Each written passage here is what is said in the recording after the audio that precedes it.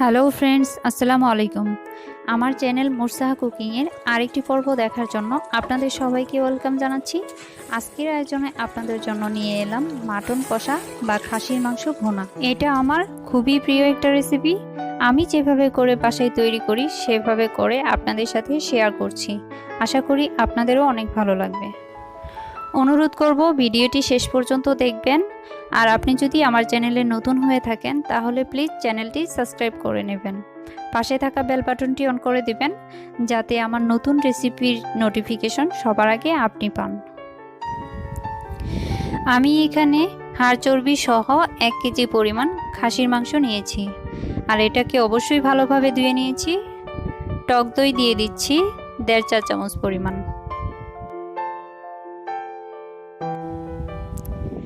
পেঁয়াজ বাটা দিব 4 চা চামচ। যে কোনো ভুনা রান্নার জন্য পেঁয়াজের পরিমাণটা একটু বেশি দিলে বেটার হয়, তাই আমি এখানে কিছুটা বাটা পেঁয়াজ ব্যবহার করছি। রসুন বাটা দিয়ে দিব 1.5 চা চামচ। আদা বাটা 1.5 চা চামচ। আর জিরা বাটা দিব 1.5 চা চামচ। লাল মরিচের গুঁড়া 2 চা চামচ।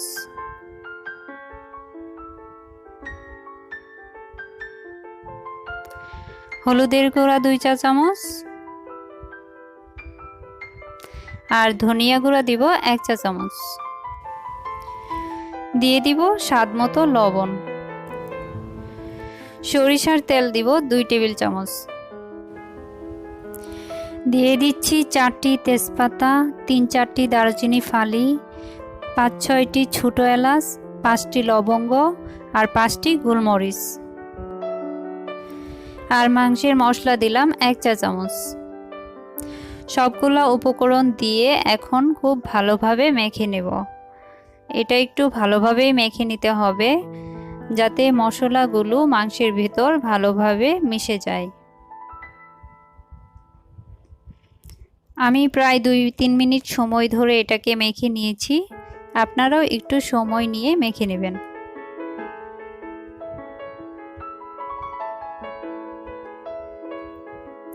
মেখে নেওয়া হয়ে গেলে এটাকে ঢাকনা দিয়ে আমি রেখে দিব প্রায় 40 মিনিটের মতো। দেখেন 40 মিনিট পর এটার কালারটা এরকম হয়েছে। এখন আমি রান্নায় চলে যাব। রান্নার জন্য চুলায় একটি প্যান বসিয়ে দিয়েছি। প্যানটা গরম হয়ে গেলে সরিষা তেল দিয়ে দিলাম 1/2 কাপ পরিমাণ। আর আমি পুরো রান্নাটা সরিষা তেল দিয়েই করছি। খাসির মাংসে সরিষা তেলের টেস্টটা অন্যরকম, এটা আপনারা অবশ্যই ট্রাই করে দেখবেন। আস্ত জিরা দিয়ে দিচ্ছি 1/4 চা চামচ। জিরাটা একটু ভাজা হলে শুকনা মরিচ দিয়ে দিচ্ছি 4টির মতো।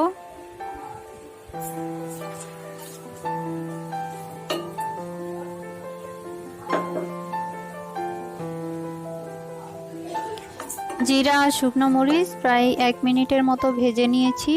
ভেজে নেওয়া হয়ে গেলে পেঁয়াজ কুচি দিয়ে দিব 1 কাপ পরিমাণ।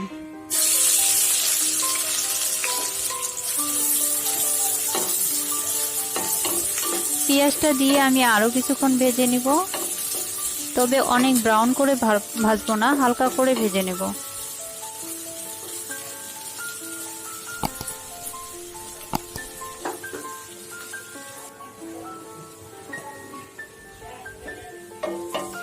পেঁয়াজ সফট হওয়ার জন্য একটু লবণ দিয়ে দিলাম। পেঁয়াজ ভাজা হয়ে গিয়েছে, প্রায় 2-3 মিনিট ধরে ভেজে নিয়েছি। আর এখন আমি 4টা কাঁচামরিচ ব্লেন্ডারে একটু পানি দিয়ে ব্লেন্ড করে নিয়েছি, এটা দিয়ে দিলাম। এটা দিয়েছি একটা ফ্লেভারের জন্য। এটা মাংসে আপনারা ট্রাই করে দেখবেন। এভাবে করে কাঁচামরিচ দিলে অবশ্যই আলাদা একটা ফ্লেভার পাবেন। ঢেকে দিয়ে রান্না করেছি 3 মিনিটের মতো।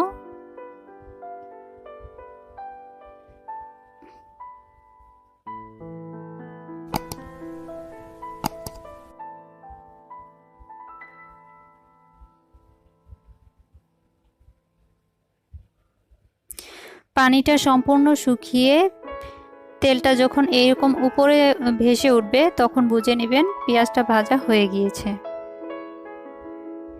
তাই এখন আমি ম্যারিনেট করা মাংসগুলা দিয়ে দিলাম। মাংসটা দিয়ে আবারও ভালোভাবে নেড়ে নেব।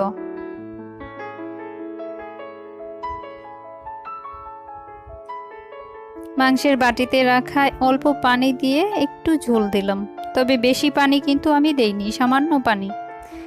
এটা বাটিটা ধুয়ে যতটা পানি হয় জাস্ট ওইটুকুই।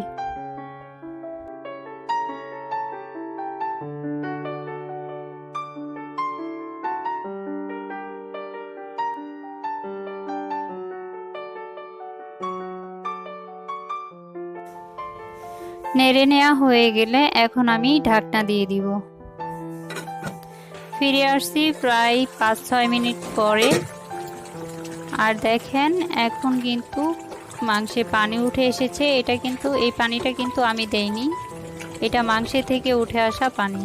এটা দিয়েই আমি ভালোভাবে কষিয়ে নিব। আবারও ঢাকনা দিয়ে দিলাম। এভাবেই ঢাকনা দিয়ে রান্না করব ঝোলটা সম্পূর্ণ শুকিয়ে যাওয়া পর্যন্ত। দেখেন এবার কিন্তু ঝোলটা একদম কমে এসেছে। আর চুলার আঁচটা কিন্তু অবশ্যই হাইতে রাখা আছে।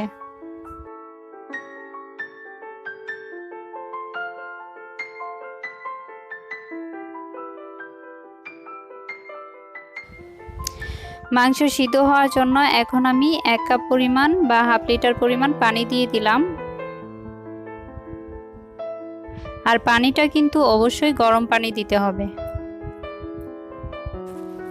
আপনাদের কাছে আমার রিকোয়েস্ট, আমার ভিডিও যদি আপনাদের ভালো লাগে তাহলে অবশ্যই একটা লাইক দিবেন।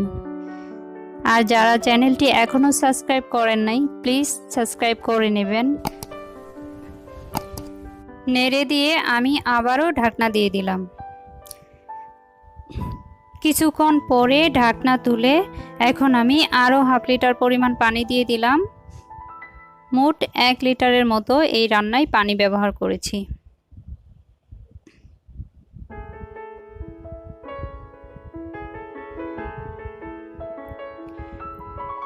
আবারও নেড়ে দিয়ে ঢাকনা দিয়ে দিব।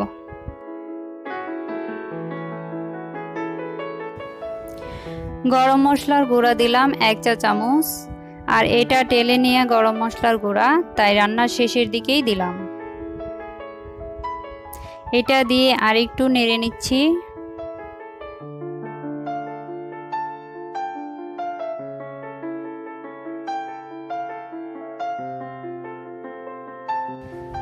চুলার আঁচটা হাই হিটে রেখে ঢাকনা দিয়ে রান্না করেছি প্রায় 10-12 মিনিটের মতো। আর মাঝখানে কয়েকবার ঢাকনা তুলে নেড়ে দিয়েছি। এখন আমি 5-6টির মতো কাঁচামরিচ মুখে একটু ফেটে দিয়ে দিলাম। কাঁচামরিচটা দিয়ে আমি আবারও ঢাকনা দিয়ে দিলাম।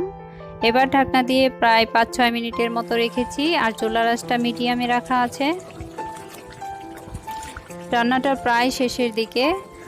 আপনারা যখন দেখবেন ঝোলটা একদম কমে এরকম মাখা মাখা হয়ে গেছে তখন বুঝতে পারবেন রান্নাটা হয়ে গিয়েছে।